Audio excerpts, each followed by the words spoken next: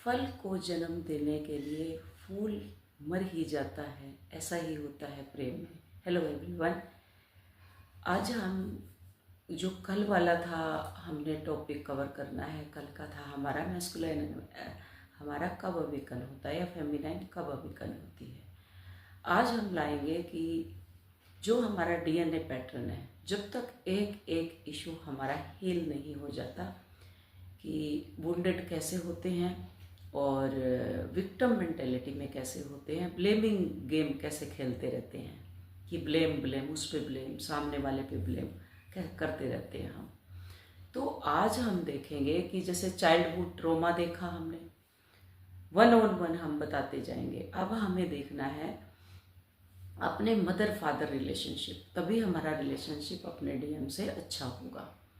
तो जितने भी मेल मेंबर हैं अपने, मतलब मदर के और फादर के, अब कई कहेंगे मैं इस घर में क्यों जन्म लिया मैंने, या ये बच्चे मेरे क्यों पैदा हुए, या मतलब जैसे हम कोसते रहते हैं, परिवार को देखते हैं, फादर को ही बोलते हैं या मदर को ही बोलते हैं, या उस परिवार में मैंने क्यों जन्म लिया कि जिससे मेरे को ये सब देखना पड़ रहा है। ऐसा करके हम बहुत ब्लेमिंग गेम में रहते हैं। हमें नॉलेज नहीं होती कुछ भी, और ना हमारे पेरेंट्स को होती है। तो यहीं से हमारा एंसेस्ट्रल जो कर्मा होता है, जो कैरी किए होते हैं हमारे पेरेंट्स, वही कर्मा हमारे अंदर आता है जब हम पैदा होते हैं। और हमारे ऊपर बहुत हैवी कर्मा रहता है, जो लेन और देन रहती है। जब तक वो पूरी नहीं होती तब तक हमारा रिलेशनशिप हेल्दी नहीं होता। तो जो ट्विन फ्लेम होते हैं वो मोक्ष की जर्नी है उनकी, मोक्ष से भी ऊपर है। तो उनके ऊपर जब डार्क नाइट ऑफ सोल आती है, डिप्रेशन, एंजाइटी, तो वो भागते हैं कि मेरे को कोई हेल्प नहीं कर रहा, ना मेरे पेरेंट्स हेल्प कर रहे, ना कोई रिश्तेदार, ना कोई भी मेरा हेल्प नहीं कर रहा। हम बोलते हैं ना, ब्लेमिंग गेम में रहते हैं। हमें मालूम है ये जर्नी है, और हमें ये भी मालूम है ये रास्ता है, ऐसे तय होगा, उसके बावजूद भी हम ब्लेमिंग गेम में रहते हैं। और वो लोग तो हमें करते ही हैं, क्योंकि वो तो अनकॉन्शियस होते हैं। हमारे पेरेंट्स वो तो अनकॉन्शियस होते हैं, वो तो टोकते ही रहेंगे, या फिर वो सोलमेट जैसा बिहेव करेंगे, आपको आगे बढ़ने नहीं देंगे। वहीं पे कि जैसे मैं सोलमेट का उदाहरण शुगर से करती हूँ कि जस्ट लाइक ए डायबिटीज, तो वो आगे बढ़ने नहीं देंगे आपको। मीठा मीठा ठीक है, डिवोर्स लेना है ले लो बेटा, उधर परेशानी हो रही है बैठ जाओ बेटा, और मेरे इधर बैठ जाओ बेटा, कि उसको आगे बढ़ने नहीं देंगे वो, जस्ट लाइक ए सोलमेट।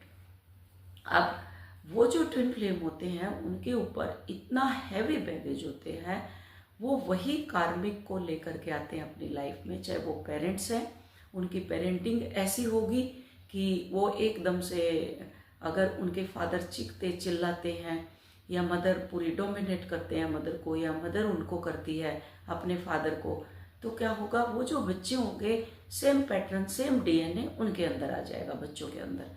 क्योंकि दोनों के उससे बच्चे पैदा हुए हैं, कि दोनों का मिलन से ही वो बच्चा पैदा हुआ है। तो दोनों का पैटर्न ऑलरेडी वो बच्चा कैरी करके पीछे से आया, उसके अंदर डीएनए नाना का भी होगा, दादा का भी, दादी का भी होगा, और फिर आगे आके पेरेंट्स का आ गया, कि अलग अलग, जैसे कहते हैं 7 पीढ़ी उधर की 7 पीढ़ी उधर की, ऐसे बताया जाता है। तो ये बड़ी वियर्ड सी चीज़ है। जिस दिन समझ में आपको आ जाएगी कि कर्मा कैसे हील करना है, आपकी जर्नी उसी टाइम स्पीड अप हो जाती है। और ये रिलेशनशिप आपके डीएम के साथ भी आपको हील करना है। जैसे कि वो दिखा रहा है आपको, आपके ऊपर चीखेगा, तो वो आपको दिखा रहा है कि तुम्हारे अंदर मैस्कुलाइन वुंडेड है और फेमिनाइन ब्लेमिंग गेम में है। वो ब्लेम करती रहेगी, डीएम को ब्लेम करती रहेगी बस, कि उसने ऐसे कर दिया, उसने मेरे को पिटाई कर दी, उसने मेरे को चीख दिया, मेरा डीएम ने मेरे पैसे ले लिए, मेरे डीएम ने मेरा सब कुछ ले लिया, मेरे डीएम मीन्स वो क्या रहेगी, ब्लेमिंग गेम में। यहाँ वो मून एनर्जी में होती है। तो मून किसको रिप्रेजेंट करता है, इमोशन को, और हमारे इमोशन सैक्रल चक्रा में स्टक रहते हैं सारे के सारे।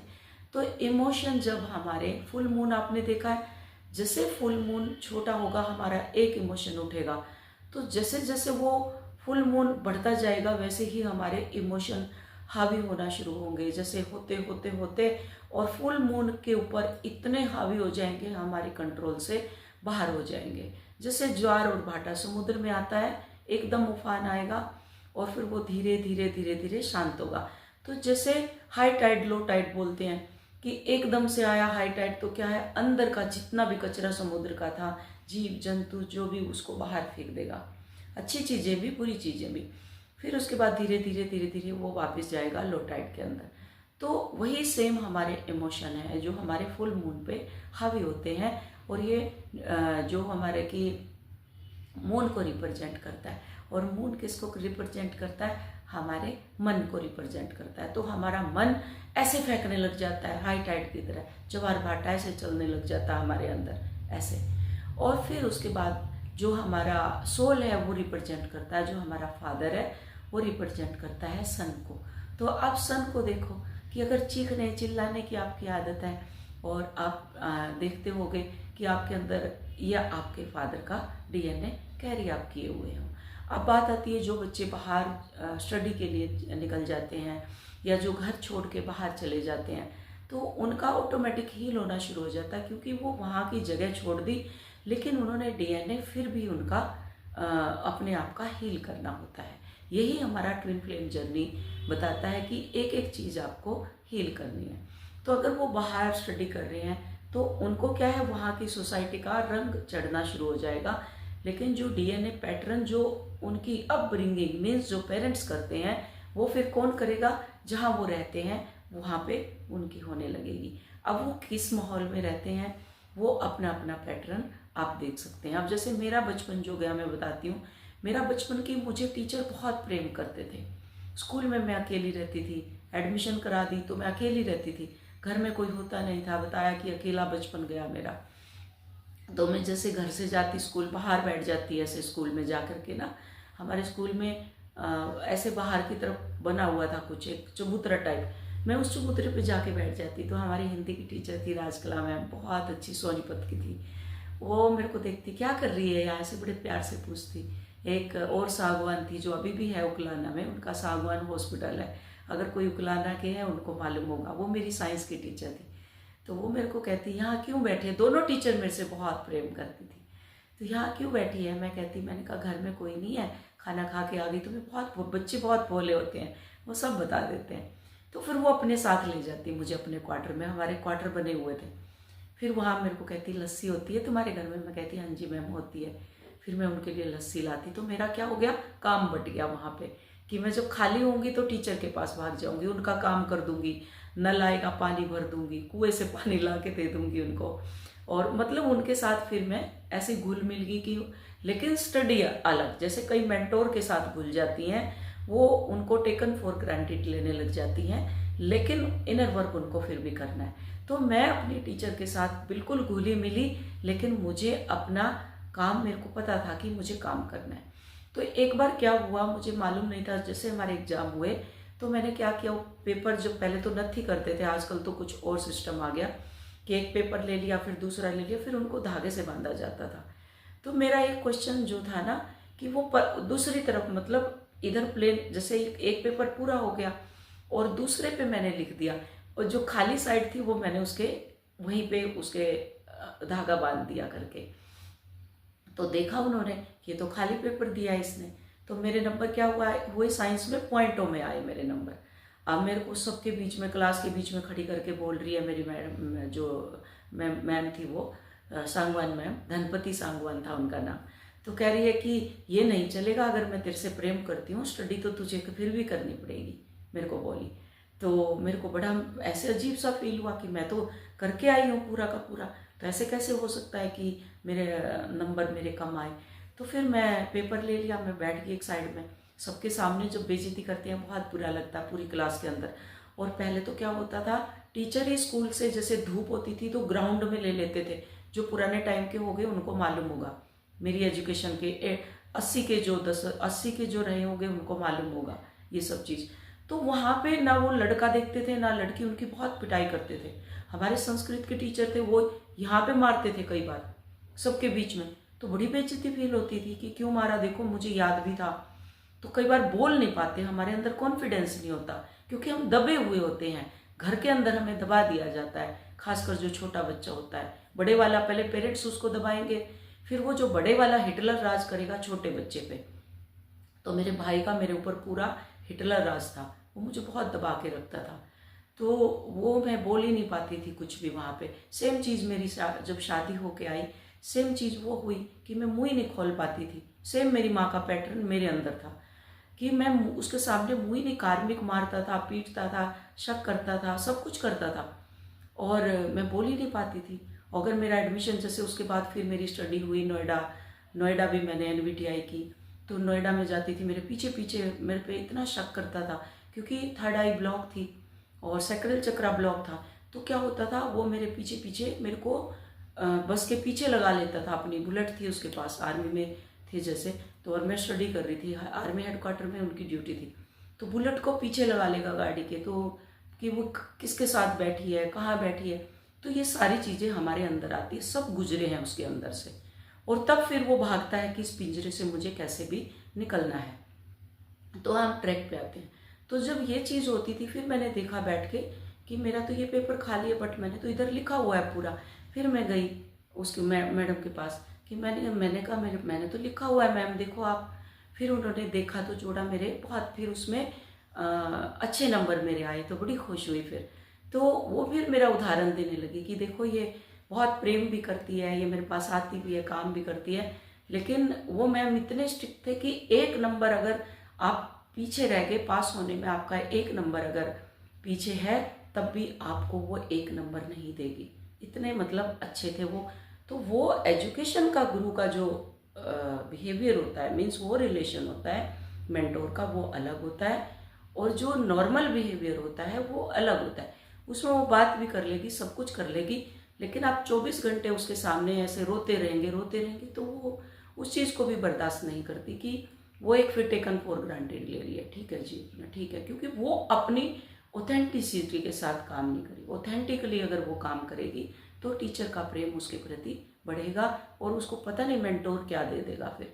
और अगर वो उसको टेकन फॉर ग्रांटेड लेती रहेगी, फिर कुछ नहीं होता। ऐसी हैं कई जो मुझे मैसेज करेंगी, टेकन फॉर ग्रांटेड, हम तो फ्री में कर लेंगे जी। ठीक है जी, कर लो, हमने तो बोला ही नहीं। फिर आएंगी घूम के, नहीं जी प्लीज माफ कर दो, ये कर दो, जैसे इतने लंबे लंबे मैसेज, इतने लंबे लंबे। उसी दौर में से हम गुजरे हैं, लेकिन हमने एक मेंटोर को पकड़ा इन द सेंस, उससे हमने अपनी शिक्षा ली। जहाँ हमें नहीं लगा कि ये मेरा लेवल नहीं है, इससे कहीं ऊपर हूँ मैं। तो जैसे अपने जो हमारे ये थे महात्मा बुद्ध थे, इनको कोई गुरु एक्सेप्ट नहीं करता था क्योंकि इसका लेवल बहुत हाई था। जो ट्विन फ्लेम है उनका हाई लेवल होता है बहुत। उनको जो नॉर्मल स्पिरिचुअल पर्सन है, उनकी एजुकेशन अच्छी नहीं लगेगी उनकी, क्योंकि उनका हाई लेवल है, और ऊपर जाना है, और ऊपर जाना है उनको, तो उनकी टीचिंग उनको अच्छी नहीं लगेगी बिल्कुल भी। तो वहाँ फिर छोड़ देते हैं। मैंने भी किया ये सब। फिर जो मेरा अपना पर्सनल कि मैं जो चीज़ करवाती हूँ आपके अंदर से निकालती हूँ मैं वो चीज़। आप सोचते होगे ये तो ठीक है जी, हमसे बात ही नहीं करती। जो आपके अंदर एक्सपीरियंस हो रहा है 7 चक्रा सुनने से, शिव शक्ति सुनने से, जो आपके अंदर एक्सपीरियंस हो रहा है वही तो आप शेयर करेंगे, जैसे आज मैं कर रही हूँ। अब मैं आपको करवाती रहूंगी, उसका क्या फायदा है? आप तो सुन ही नहीं रहे, बस ऊपर से जा रहा है आपके। सेम चीज़ मैं उदाहरण दे रही हूँ अपना, जो टीचर के साथ मेरा बॉन्ड था कि एक एजुकेशन अलग थी, उन्होंने मुझे सिखा दिया, लेकिन मुझे ये नहीं भूलना चाहिए कि मैं अगर इनके काम करती हूँ तो मैडम तो मुझे पास कर देगी। नहीं, बिल्कुल नहीं। वो प्रेम मेरा अलग है, ये प्रेम मेरा अलग है कि एजुकेशन तो मुझे लेनी ही लेनी है। तो ये सब है। तो हमें अपने फादर की साइड देखनी है कि मेरे फादर के मेरे कैसे रिलेशनशिप है, मेरे मदर के कैसे रिलेशनशिप है, और ये जो एंसेस्ट्रल कर्मा मेरे अंदर कैरी होके मेरे बच्चों में ट्रांसफ़र हो रहा है, फिर उनके बच्चों में ट्रांसफ़र होगा, फिर उनके बच्चों में ट्रांसफ़र होगा। 26,000 साल हो चुके इस पैटर्न को ट्रांसफ़र होते, और मेरे काउंटर पार्ट से मैं अलग होते होते मुझे इतना समय हो गया है। क्या तुम सोच नहीं सकते कि मेरा मिलन का टाइम है? एटलीस्ट अब मैं जागी तो अपने जो मेरा एक पार्टनर है, जो मेरी एक दूसरी सोल है, उससे मिलने के लिए क्या आप एक अच्छी मेंटोर नहीं पकड़ सकते कि मुझे उनके साथ काम करना है? फिर नहीं जी मेरे पास तो पैसे नहीं है। बेटा, सबके पास पैसे नहीं होते बच्चे। मैं भी अपनी कहानी बताती हूँ। मैं बता रही हूँ कि मेरा पैसा सारा का सारा वहाँ इन्वेस्ट हो गया, घर में आई पैसा ब्लॉक हो गया। अपने गोल्ड बेच बेच के मैंने अपनी क्लास ली है, मेरी चेन थी, मैंने उसको बेचा कि नहीं मुझे अपना कंप्लीट करना है। अगर मेरी सोल ने मुझे कॉलिंग की है, मेरी दूसरी सोल से मेरा मिलने का अगर टाइम आया है तो मैं बिल्कुल करूँगी, उसके लिए मुझे कुछ भी हो जाए। जब मैं अपना सीख के उस लेवल पे पहुंचूंगी तो कितनी चेन बना लो, आप गोल्ड की बना लो, कितनी रिंग बना लो, बट आप लोगों को ट्रस्ट नहीं है अपने ऊपर, और ये ट्रस्ट आपका पीढ़ी दर पीढ़ी चलता हुआ आ रहा है आपके डीएनए के अंदर। फियर जो आप बाहर कदम नहीं निकाल सकते, वो पीढ़ी दर पीढ़ी आपका चला आ रहा है एंसेस्ट्रल के रूप में। सेम चीज आपका जो काउंटर पार्ट है वो आपको रिफ्लेक्ट कर रहा है कि आपको ये इशू हील करते हैं, इसको मिरर एक्सरसाइज भी बोलते हैं। तो आपको ये चीजें समझ में नहीं आती, तो सबसे पहले आपको पेरेंट्स के साथ आपका कर्मा हेल्दी रिलेशनशिप में करना है। नहीं तो फिर क्या करोगे, आप चले जाओगे फिर घूम के वहीं आ जाओगे। जैसे कई हैं जिनकी शादी हो गई है, उनके डिवोर्स होने के बाद भी वो फिर भी अपने हस्बैंड के पास आ गई है, क्योंकि उनका कर्मा है। अब जिनके पेरेंट्स की डेथ हो चुकी है, जैसे मेरे पेरेंट्स नहीं हैं, तो मैं घूम के 5 साल के पास में वापस कार्मिक के पास आई। जो मेरा सेपरेशन हुआ मैं वापस आई कार्मिक के पास, क्योंकि उनका और मेरा कर्मा है, उन बच्चों का और मेरा कर्मा था, तो मुझे हील करना था। तो मुझे अब समझ में आ गई कि मुझे अब एक आगे अवेकनिंग कॉल है मेरी, और मुझे अपने ऊपर काम करना है।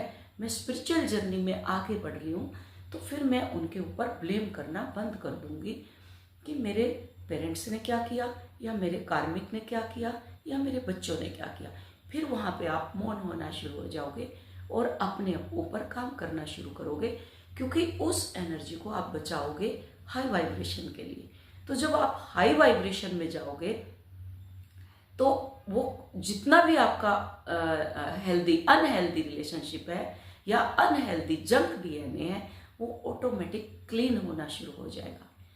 सबसे ज़्यादा यहाँ प्रायोरिटी दी जाती है कि आप हाई वाइब्रेशन में रहो, लेकिन आप क्या करते हो, रोना गाना, बस रोना गाना शुरू कर देते हो।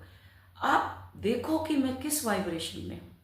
मैं ब्लेमिंग की एनर्जी में हूँ, मैं विक्टिम मेंटेलिटी में हूँ, मैं वुंडेड हूँ, मैं चीखती हूँ, चिल्लाती हूँ, बच्चों को पीटती हूँ। क्या दे रहे हो आप ये सब?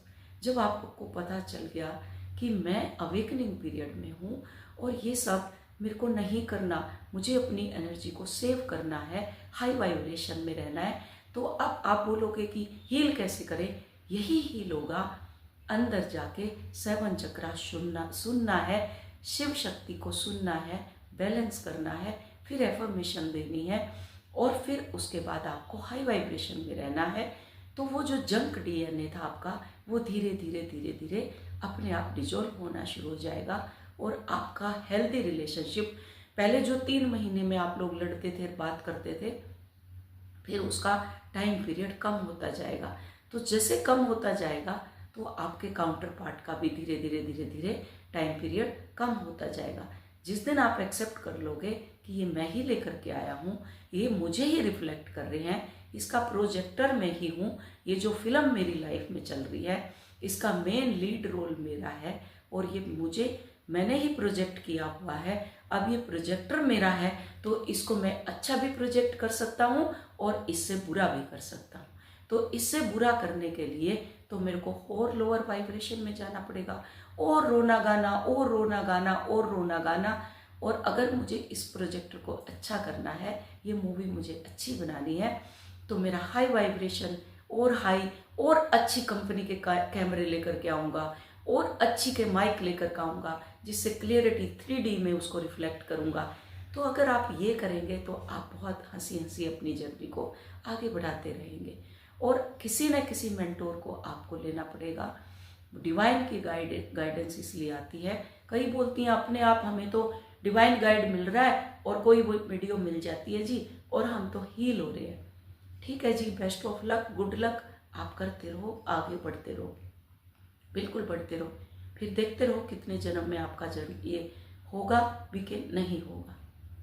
एजुकेशन बच्चों की हम बाहर देते हैं, ना कि उसको हम घर में पढ़ाते हैं। उसके एजुकेशन के लिए भी हमें बाहर भेजना पड़ता है।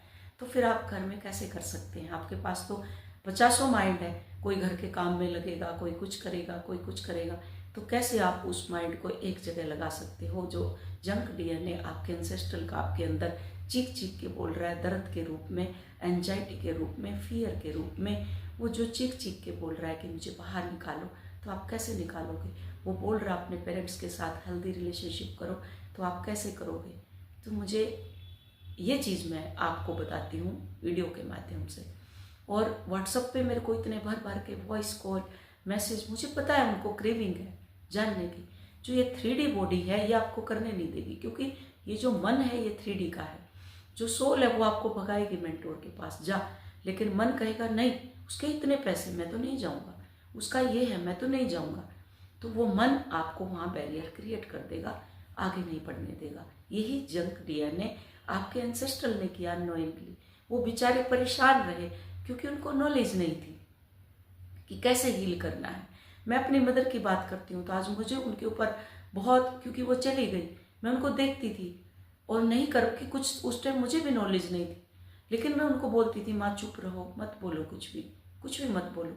भाभी है वो, उनका पूरा मायका आके बैठ जाता था। जो ऐसी लेडी है, खासकर उनके लिए मेरा मैसेज है यूट्यूब में इसके वीडियो के माध्यम से, कि जो अपने परिवार में ज़्यादा खुशी रहती हैं, सास ससुर को जो ब्लेमिंग उसमें रखती हैं और जो फैमिली को फाड़ के रखती है, नहीं मुझे अलग होना है। खास कर ये उनके लिए मैसेज है कि अगर आप ऐसा करेंगे तो आपके बच्चों के अंदर सेम पैटर्न रिपीट होता रहेगा और वही फिर उनके साथ बहू करेगी, क्योंकि सास भी कभी बहू थी। जो आपकी सास है उसने आपके साथ किया अननोइंगली, उसको तो मालूम ही नहीं था कि कोई ऐसे हम मेडिटेशन भी कर सकते हैं या हमारी कोई स्पिरिचुअल अवेकनिंग भी होगी। वो आपके अंदर बैठ के ये सब चीज़ें आपको बताना चाह रही है कि तुम हील करो, इसलिए तेरी और मेरी नहीं बनती कि तुझे आगे बढ़ना है ना। समझ में आ गया यहीं तक? सेम आपका ससुर दिखाएगा आपको, तो आपको उनको ब्लेम नहीं करना, एक्सेप्ट करना। एक्सेप्ट जिस दिन आपने एक्सेप्ट कर लिया, उसी दिन आपकी आधी जर्नी वहाँ पे पूरी हो चुकी है, समझ लो। फिर उस एंसेस्ट्रल कर्मा को रिलीज करने में आपको ज़्यादा देर नहीं लगेगा। जो आपके बच्चों में रिपीटेशन हो रहा पैटर्न में, कई बच्चे चीखते हैं बचपन से, क्योंकि उनकी अपब्रिंगिंग ऐसी हुई है, वो डीएनए जो लेकर के आए हैं, पीछे से कैरी करके आए हैं, वो निकल रहा है, बाहर निकल रहा है उनके अंदर। तो अपना रिलेशनशिप जब हेल्दी करोगे फीमेल के साथ, मेल के साथ, अब कि ये इनर वर्क क्या करे, इसमें यही इनर वर्क है। आपको जागना है, जो मेंटोर है वो आपको जगाएगा, 7 चक्र सुनना है, आप अंदर से हील होंगे। आपके 7 चक्र जो मैं बताती हूँ वो रिलेशनशिप को दिखाते हैं, इमोशन को दिखाते हैं, वो स्टेबिलिटी को दिखाते हैं, इंट्यूटिव एनर्जी को दिखाते हैं, एक्सप्रेस करना सिखाते हैं। आपका हार्ट चक्रा खुलेगा, आप अनकंडीशनल लव में आ जाएंगे। जब आएंगे तो उनको मालूम होगा, उनके मन की गांठें अपने आप खुल जाएंगी। तो होप आपको समझ आई होगी वीडियो। यही इसका इनर वर्क है कि आपको अपना पैटर्न देख के एंसेस्ट्रल हीलिंग, जो 7 चक्रा मेडिटेशन आपको अंदर जाके पीना है, जब वो पियोगे तो सारा जंक डीएनए अपने आप बाहर आएगा। और फिर आप मेरे से, जैसे जिसने मेरे से लिया हुआ है, तो वो मुझे कॉल कर करके बताते हैं कि अब ये हो गया तो हम क्या करें। और वो बहुत अच्छे उनके एक्सपीरियंस हो रहे हैं लाइफ के, और उनकी जर्नी स्पीड अप है बिल्कुल। उनको अपने खुद से ही अपने पैटर्न दिखाई देने लग जाते हैं। तो मेंटोर कभी नहीं बताएगी आपको, आपको एक्सपीरियंस कराता है टीचर। जो गुरु होता है वो एक्सपीरियंस कराता है, उड़ना सिखाएगा वो, कि उड़ो, कल को तुम्हें दूसरों को उड़ाना है।